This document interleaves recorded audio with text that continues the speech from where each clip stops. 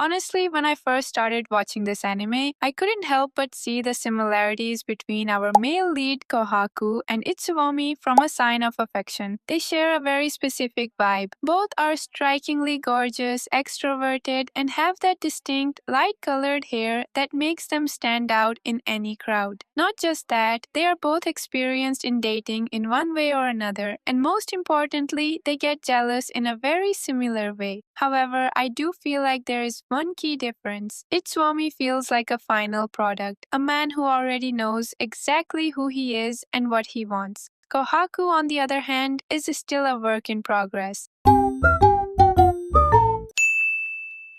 When you watch the anime, you'll see that both of them are hiding behind a mask. They don't always say what they actually mean. He downplays his own emotions, not quite understanding how he himself feels. Until now, he claims he only likes Yoi because of her face. But spoilers, that's going to change the moment he sees a real threat to their relationship. As for Yoi, she seems stuck in her role as the prince. Deep down, she wants to move forward. She craves things like hugs, holding hands, and being called cute. Though unfortunately, most of the time, she either says the complete opposite or stays silent. キスしてくれてもよかったのに。 Now we know how the experimental dating trope works. It begins as a trial to see if they like each other. But as soon as jealousy enters, things get real very fast.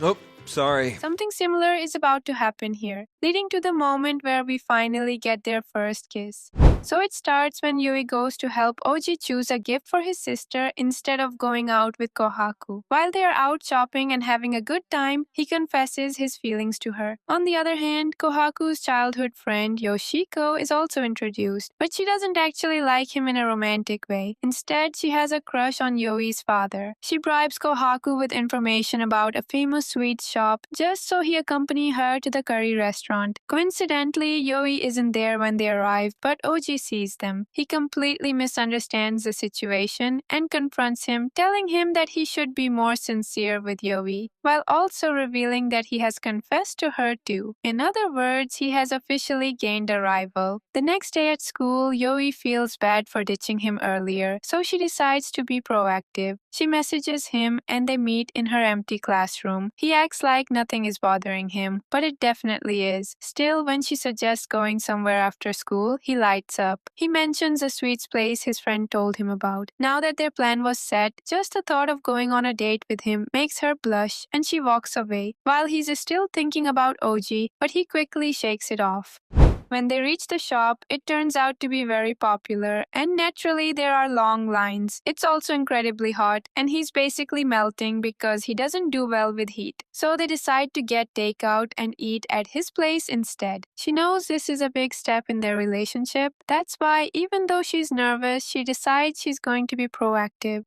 His room is almost empty. He pulls out his desk and they end up sitting on a blanket because he doesn't have pillows or anything to set up things properly. They start eating, but she's so nervous that she drinks her hot tea too quickly and starts coughing. He asks if she's okay, but she panics and blurts out that her heart is already about to explode and she can't handle it anymore. For some reason, he takes this as a sign and moves even closer, invading her personal space. She panics when he lays her down, but because he can't stop thinking about Oji, nothing actually happens. Instead, he ends up falling on top of her and asks if something happened between her and that part-timer.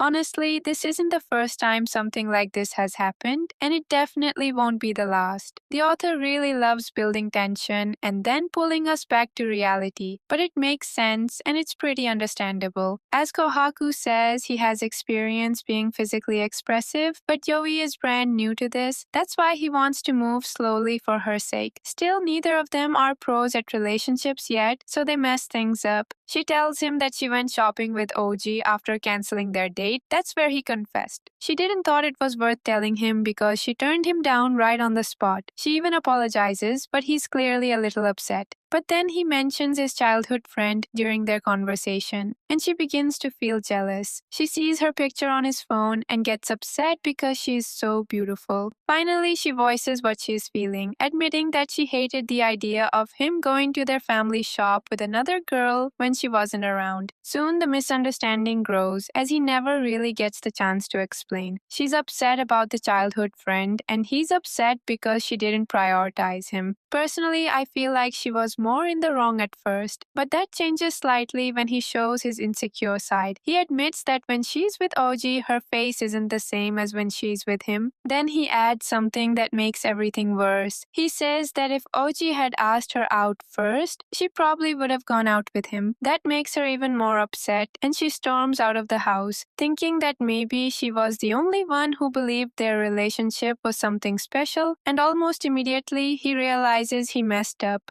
While she's avoiding him at school, some younger fans give her a gift. He's also sulking, so he drags his friends to a ramen shop because eating his favorite food always cheers him up. But this time, it doesn't work. He doesn't even have the appetite to eat. He's a complete mess. He doesn't care about the part-timer. He just wants her. He wants her to be addicted to him even more. Seeing his estate, his friend suggests that he should just move on and go back to being the cool, unemotional prince he used to be. But he can't even remember what that felt like anymore. Now all he knows is her. Meanwhile, she's also a mess. While working at the curry shop, she can't stop thinking about everything that happened and ends up messing something up. OG notices and apologizes, but he says that if someone he likes is going to get hurt, he couldn't just stay silent, even though she already rejected him. At that moment, the gift from those younger girls falls out. It's a pink cherry blossom nail polish. They even left a note saying that before, they didn't think nail polish would suit her, but now they think she would look really cute wearing it. They also included a picture of her, and in that photo, she looks incredibly beautiful. Looking at it, she realizes something. After meeting him, after going on all those dates, she really has changed. In the photo, she simply looks like a girl in love. She suddenly wishes she could see him right then, and almost as if fate heard her, he appears. Out of breath, looking like he just ran there, he grabs her hand right in front of OG. When he tries to intervene, he brushes him aside, saying that she's his girlfriend, asking him not to bother them. Then he takes her with him, leaving our sad second lead behind. They end up in a park, and suddenly he starts showering her with sweets. She has no idea what's happening, so he explains, saying that he's never had a fight with a girl before, so he doesn't really know how to apologize. That's why he brought a bunch of sweet things to improve his chances. He apologizes for hurting her, for being impatient, for being jealous, and for showing such an uncool side of himself. He says this is the only way he knows how to apologize, basically trying to bribe her with sweets because he's afraid of losing her. Then he begs her to stay with him. Hearing that, she suddenly hugs him, knocking him down. She realizes how much effort he put into apologizing for something so small, and then she finally clears up the jealousy, asking him how she would even know what she looks like when she's with OG. All she knows is that he's the only one who makes her feel this way, and it doesn't matter if it's because she's not used to men or because he approached her first. Why can't it simply be that they bumped into each other by accident in the hallway, became interested in one another, and fell in love? Why can't they just see it as fate or destiny? After she says that, he kisses her and then casually says that he was dying to do that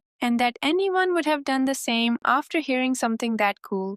Not going to lie, he's such an interesting character. For some reason, he just keeps surprising me. Later, he calls Yoshiko so the two girls can talk. She notices how casually he talks to her, like he's speaking to one of his guy friends. She starts feeling a little bad for doubting him. Then she thanks her and even asks if they can meet sometime. Meanwhile, Yoshiko suddenly notices her own heartbeat getting faster and jokingly wonders if it's because of her father's DNA. But before she can reveal the truth about her crush, Kohaku hangs up, and just like that, the two of them hold hands and continue moving forward together.